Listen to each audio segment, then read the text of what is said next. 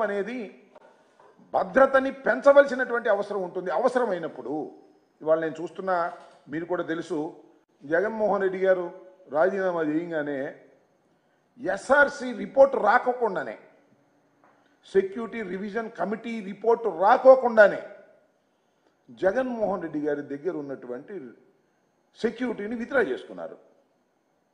ఇదే ఆయన గేటు దగ్గర ఉన్న సెక్యూరిటీని తీసేశారు. ఈ రోడ్లోకి అందరినీ ఎలవ్ చేశారు. విచ్చలవిడిగా తెలుగుదేశం కార్యకర్తల్ని, కూటమి కార్యకర్తల్ని ఇక్కడికి పంపించారు. పంపించి ఈ గేటు దగ్గర గొడవలు చేయించారు. అపాస్పాలు చేయాలనే ప్రయత్నం చేశారు. అన్యాయంగా ప్రవర్తించేటటువంటి ప్రయత్నం చేశారు. ఇవన్నీ మీడియాలో ప్రసారం చేశారు.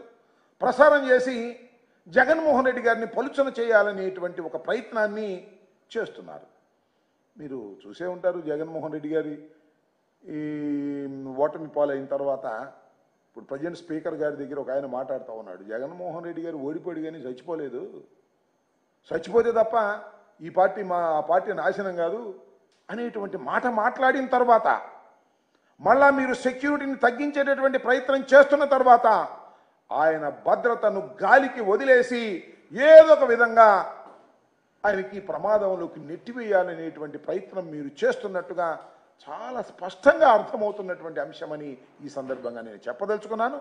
దానికోసమే మేము న్యాయస్థానాన్ని ఆశ్రయించవలసినటువంటి అవసరం వచ్చిందని కూడా ఈ సందర్భంగా నేను చెప్తున్నాను.